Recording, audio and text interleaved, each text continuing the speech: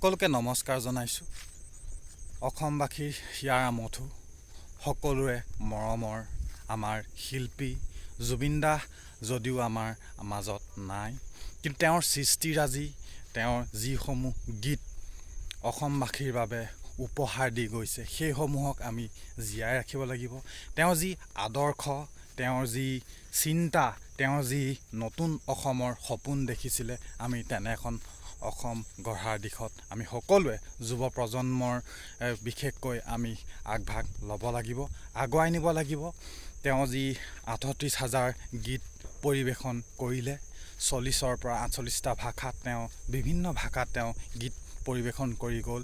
ই সঁচাকৈ পৃথিৱীৰ ভিতৰতে এক বিৰল, যি জীৱন কালত ৩৮,০০০ গান গোৱাটো আমি আজিৰ তাৰিখত যদি আমি চাইছোঁ, আমি গুগলৰ চাৰ্চ কৰিছোঁ বা যিকোনো মাধ্যমত যদি আমি চাওঁ, গতিকে তেনেধৰণৰ ইমান গান জীৱিত কালত গোৱা ব্যক্তি হয়তো আমি নোলাব বা আমি দেখা পোৱা নাই। গতিকে এনে এক মহান শিল্পী সোণৰ অসমৰ আমাৰ অসমত জন্ম লাভ কৰিছিলে।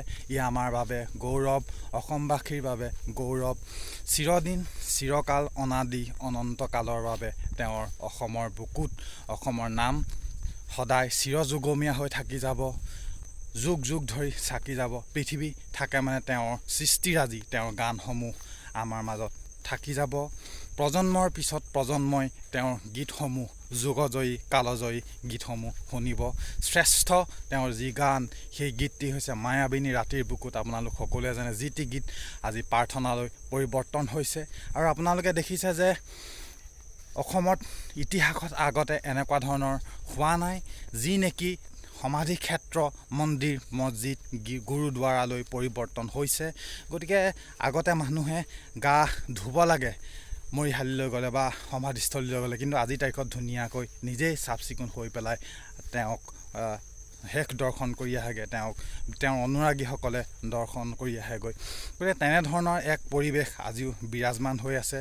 আৰু বৰ্তমান যি আইনী মেৰপাকত তেখেতক